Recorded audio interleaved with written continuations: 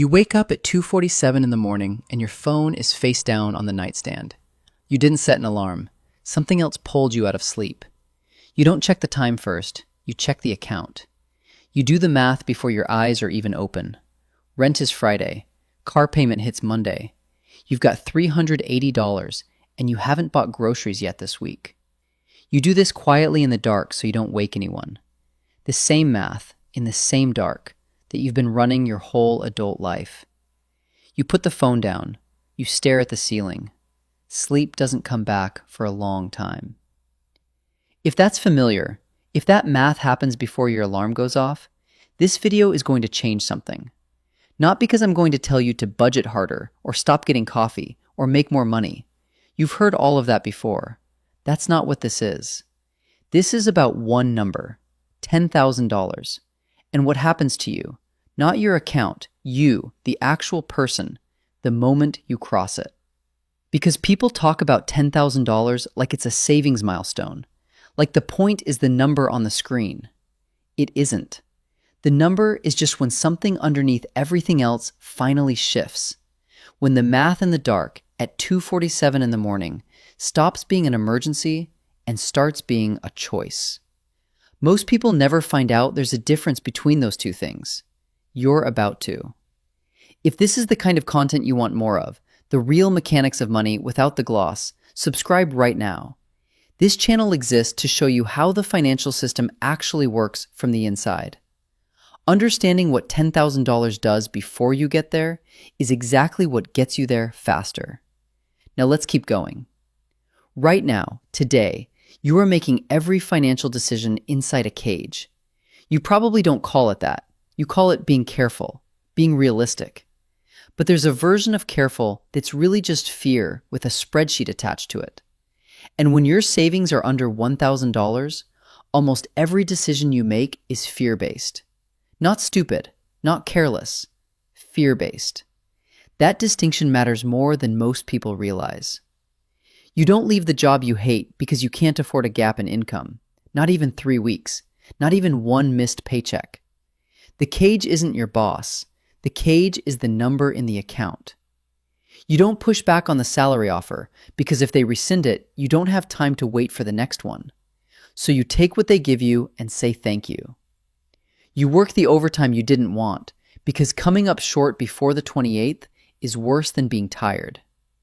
You stay in the apartment with the mold spreading in the bathroom corner because breaking the lease costs more than you have right now.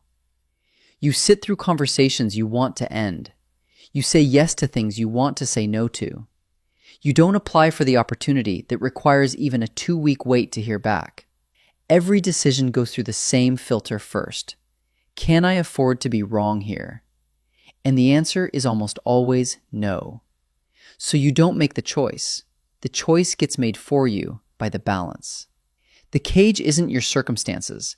The cage is the constant inability to absorb any mistake at all. And you've been living inside it long enough that you started calling the cage just how life works. It isn't. $10,000 doesn't fix everything. Let's be honest about that right now. Bills don't stop. Stress doesn't vanish. Life doesn't get easy. What changes is one specific thing that turns out to affect every other thing. The filter changes. You stop running decisions through, can I afford to be wrong? And you start running them through, is this actually what I want? Those are two completely different questions.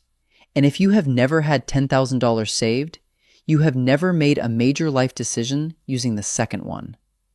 Every job you took, every city you stayed in, every conversation you kept small, every opportunity you let pass quietly, it went through the first.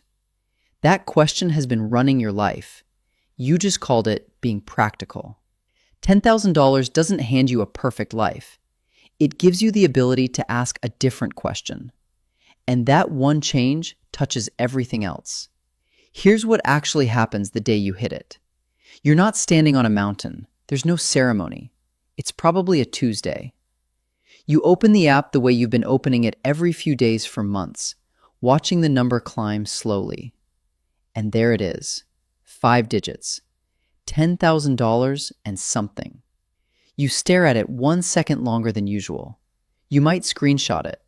You probably don't tell anyone. You close the app and go about your day. But something happened that you cannot undo.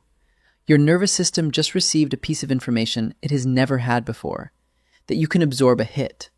Not every hit, not a catastrophic one, but the average hit, the kind that used to wipe out your entire month. That one doesn't end you now. Your brain knows it, not like you read it somewhere. Your body knows it. And that knowledge starts changing things before you even realize it's changing them. You've been in this situation. The car makes a noise on a Wednesday morning. Not a good noise. The kind that tightens your stomach before you're even out of the driveway. You call the shop. You sit in the waiting room doing math on your phone. Belt, maybe $300. Alternator, $600. Something worse. You stop. Because the math doesn't matter. You don't have options. You have one option. Fix it, charge it, figure it out later. You sign the paper when they come out. You tap the card. You drive home quieter than you came. Now run that same Wednesday with $10,000 in savings. The noise still happens. Your stomach still tightens. You're human. But the next 10 seconds are different. Instead of the options collapsing into one, they open. You can get a second opinion before committing. You can wait a few days.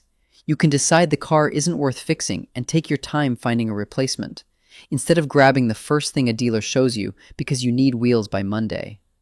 A $480 repair is not a crisis with $10,000 in the account. It's a decision, a real one, with options where you actually get to choose. That is not a small thing. That is a completely different life wearing the same Wednesday. Your manager calls you in. Restructuring. Your position is eliminated. 4-week severance.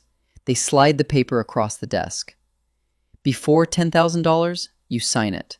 You go home in a panic. You apply everywhere and take the first offer because the bills don't care that you're being thoughtful. You end up somewhere worse than where you left because you needed the gap to stop. You've seen this happen. You may have lived it. After $10,000, you ask for the weekend to think. They say yes, they always would have. You just never had the cushion to use that time. You go home. You think about what you actually want. You apply for things you actually want. You negotiate because you can say no to a bad offer and survive it. The ability to say no in a negotiation is the only thing that makes the other side take you seriously. Before $10,000, you never had it. After, it's yours. And it changes every career conversation that follows. Here's one nobody talks about, and it matters more than people expect. After you hit $10,000, institutions start treating you differently. Not because you told them, not because anything about you looks different. The systems just see a different signal and respond to it. The next time you go to finance something, a car, a home, anything, the rate you're offered is not the same rate you'd have gotten at $200. The bank that would have declined a personal loan without hesitation now offers you terms that aren't embarrassing. The credit card offers that arrive in the mail start looking like actual credit, real limits, reasonable rates, not secured cards that want your own money as collateral just to lend it back to you. You walk into a branch and the interaction shifts.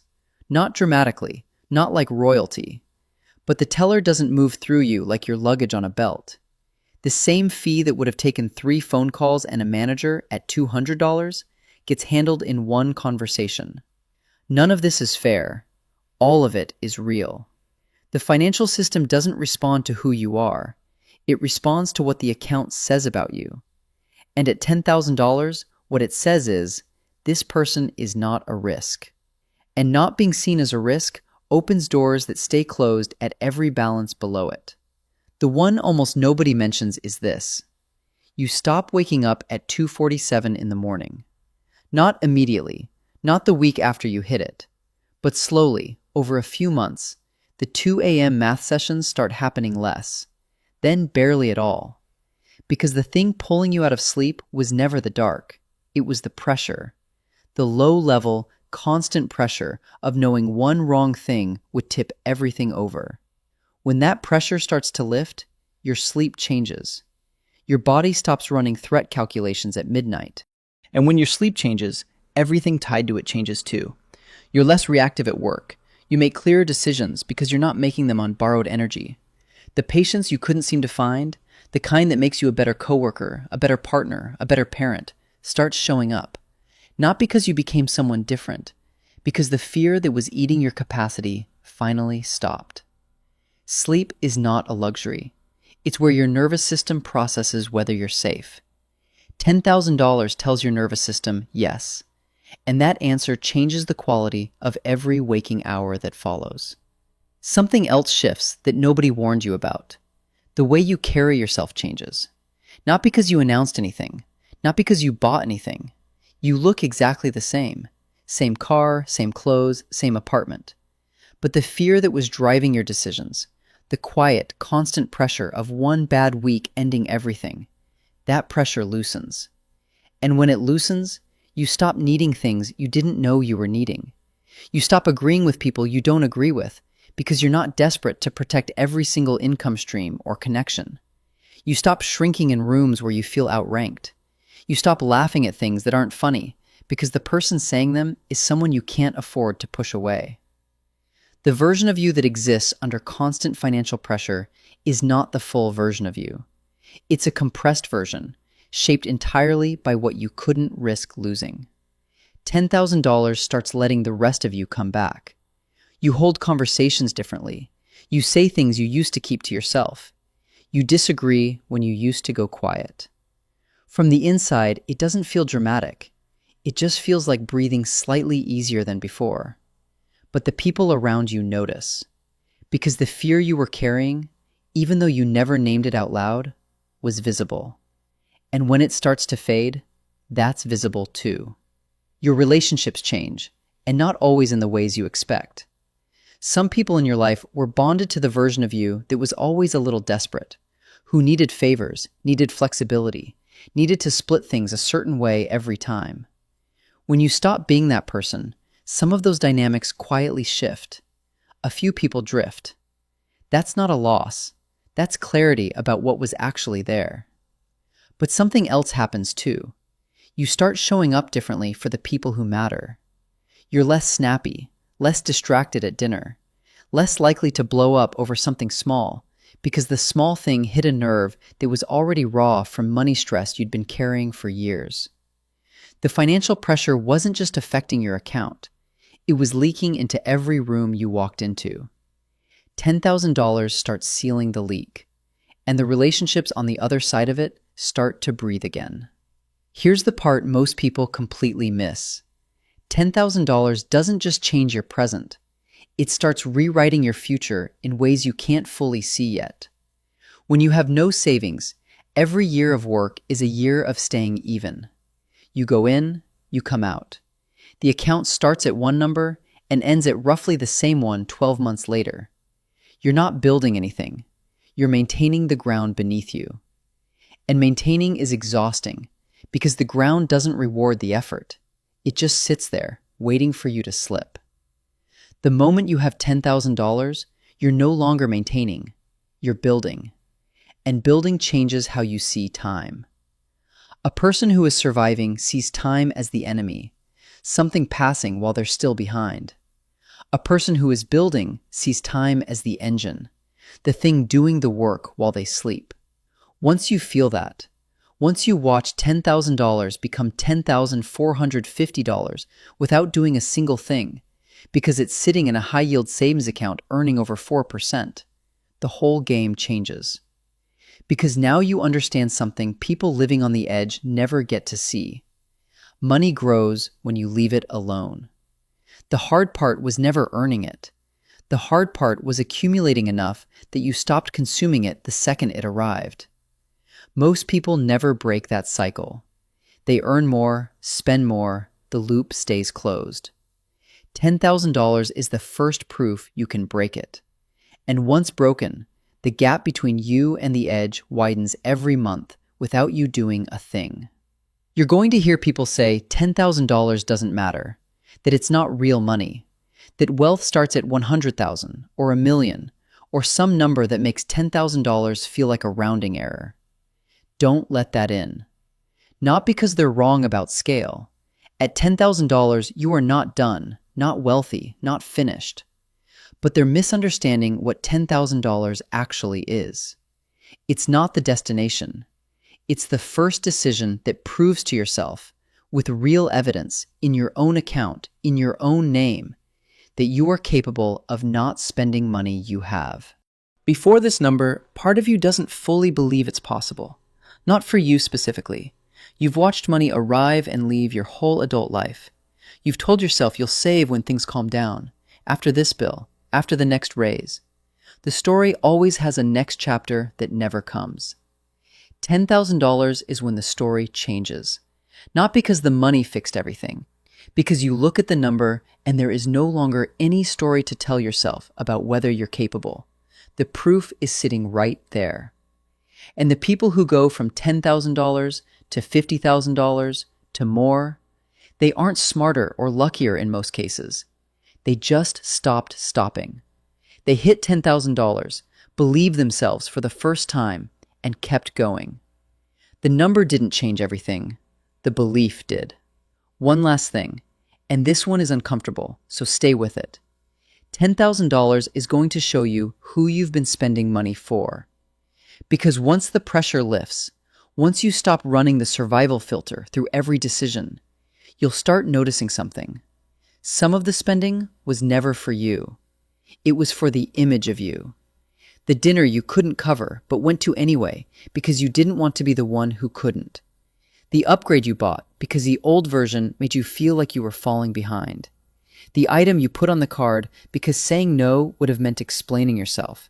And explaining yourself meant admitting something you weren't ready to say out loud.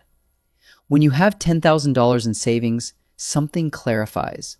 The people you were spending to impress either didn't notice, didn't care, or were doing the exact same thing with their own card, running their own 2 a.m. math in their own dark and keeping it quiet. Every dollar you spent performing a version of yourself that wasn't real is a dollar that didn't go toward building the version you actually want to become. From $10,000 forward, you start spending on things you actually want, not things that manage the fear, not things that prove to strangers that you're fine, things you genuinely, specifically, actually want. That is the quietest revolution that comes with that number. You stop buying the feeling of okay, and you start buying actual life. You wake up. It's Tuesday, 7:15. Your alarm. You open the app, not because you're scared of what it says, because you're curious. The number is there, still growing. You put the phone down and you get up. The water bill is coming. The car needs tires before winter. There will be a month somewhere down the road where something goes sideways. Something always does. You know all of this. And for the first time in your adult life, you're not afraid of it. Not because everything is solved. Not because the number is something you'd brag about. But because you know, with the quiet, specific certainty of someone who has seen the proof in their own name, that you can handle it. That is $10,000. Not things, not status, not freedom in the final sense. It buys the calm of someone who stopped reacting and started deciding. Of someone who learned, not in theory, but in practice, the difference between surviving life and actually living it. The math you used to run in the dark at 2:47 in the morning has a different ending now. You close the app. You make coffee. The ceiling you used to stare at in the dark doesn't cross your mind. That's everything that changes. And it starts with one number. Yours.